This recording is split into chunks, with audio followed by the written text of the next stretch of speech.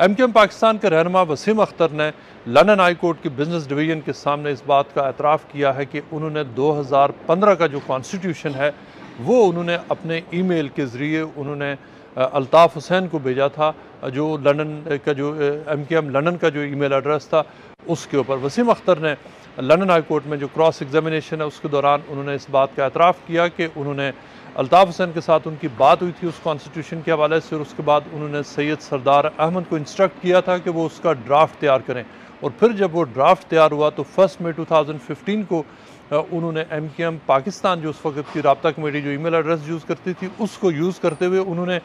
MQM London के email address पर एक कवरिंग लेटर के ज़रिए एक कवरिंग लेटर के साथ उस कॉन्स्टिट्यूशन को अल्ताफ़ हुसैन को भेजा, जो कि लंदन में रिसीव हुआ और वो अल्ताफ़ हुसैन के पास पहुंचा। ये वो कॉन्स्टिट्यूशन है जो अल्ताफ़ हुसैन का दावा है इस केस में। MQM पाकिस्तान की तरफ से जो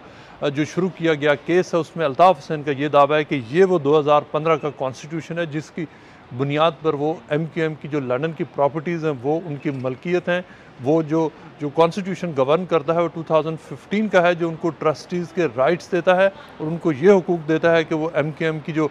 प्रॉपर्टीज़ हैं वो उनको इस्तेमाल करते हैं। जबकि MQM पाकिस्तान का ये दावा है कि एक्चुअली 2016 का कॉन्स्टिट्यूशन है जो 2016 अगस्त के एंड पर जो अप्रूव किया गया था वो वाला कॉन्स्टिट्यूशन है जिसकी बुनियाद पर अब जो MQM पाकिस्तान है वो इन प्रॉपर्टीज़ की मालिक हैं, जो और ये कि अल्ताफ़ हुसैन नहीं है। कोर्ट में उस वक्त बहुत ही इंटरेस्टिंग सिचुएशन पैदा हुई जब वसीम अख्तर से क्रॉस क्वेश्चनिंग की गई। क्रॉस क्वेश्चनिंग के दौरान वसीम अख्तर ने इस बात को उन्होंने अपने मौक़िफ़ से तब्दील किया। उनसे जब ये कहा गया, जब रिचर्ड स्लेट केसी ने उनसे मुख्तलिफ सवालात पूछे तो उन्होंने कहा कि उन्होंने जो 2015 का जो कॉन्स्टिट्यूशन का ड्राफ्ट है वो एक्चुअली एक कोरियर के ज़रिए उन्होंने इंटरनेशनल सेक्रेटेरिएट को एक कोरियर के ज़रिए भेजा था, ईमेल नहीं किया था। लेकिन पहले उन्होंने कहा था कि उन्होंने ईमेल किया था। जब उनको दिखाया गया कि जो कवरिंग लेटर है जो उनकी ईमेल से आया, जो अल्ताफ़ हुसैन को भेजा गया था लंदन में, तो उस वक्त वसीम अख्तर ने तस्लीम किया कि वो उस वक्त सेंट्रल एग्जीक्यूटिव कमेटी के इंचार्ज थे, उन्होंने ही वो ड्राफ्ट तैयार करवाया था और उन्होंने उसको कवरिंग लेटर के साथ भेजा था। और उस कवरिंग लेटर में ये लिखा था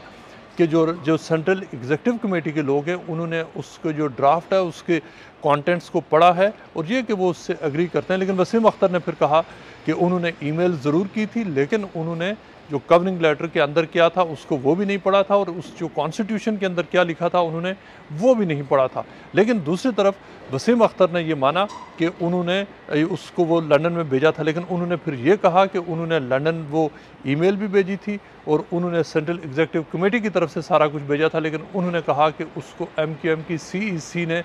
अप्रूव नहीं किया था। एक और मौका पर वसीम अख्तर से जब ये कहा गया, और ये बहुत ही इंटरेस्टिंग टर्न था, जब उनसे ये पूछा गया कि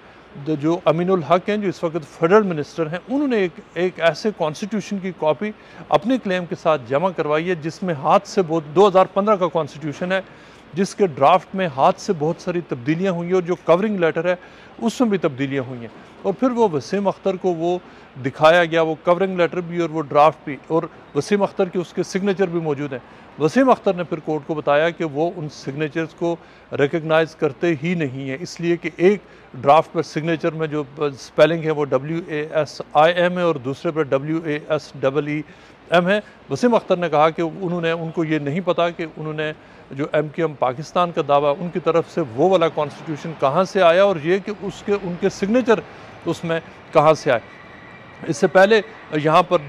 जब से ये ट्रायल शुरू हुआ MQM पाकिस्तान की तरफ से नदीम नुसरत पेश हो चुके हैं, उसके अलावा डॉक्टर फ़ारूक सत्तार पेश हुए। पूरा दिन डॉक्टर फ़ारूक सत्तार की यहाँ पर क्रॉस एग्जामिनेशन हुआ जिसमें फ़ारूक सत्तार ने अपने जितने भी उन्होंने स्टेप्स लिए थे उन्होंने उनको डिफेंड किया। वसीम अख्तर की यहाँ पर उनका जो क्रॉस एग्जामिनेशन हुआ और उसके बाद अमीनुल हक जो MQM पाकिस्तान के लीडर हैं उनकी जो क्रॉस एग्जामिनेशन है वो जारी है। और उसके बाद जो अल्ताफ़ हुसैन के जो विटनेसेस हैं उनकी क्रॉस एग्जामिनेशन कोर्ट के सामने जारी होगी। लेकिन इससे पहले जो नदीम नुसरत ने जो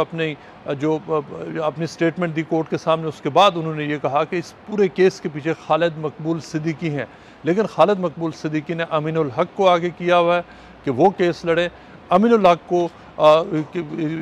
एग्जैक्टली किसने लॉन्च किया ये उनको नहीं पता, लेकिन उनका ये कहना है कि खालिद मकबूल सिद्दीकी इस पूरे केस के पीछे हैं। लेकिन खालिद मकबूल सिद्दीकी का नाम ना सिर्फ कोर्ट पेपर्स में भी नहीं है और ना ही वो विटनेस में है और ना ही किसी भी इस केस के हवाले से उनका नाम कहीं पर सामने आया है।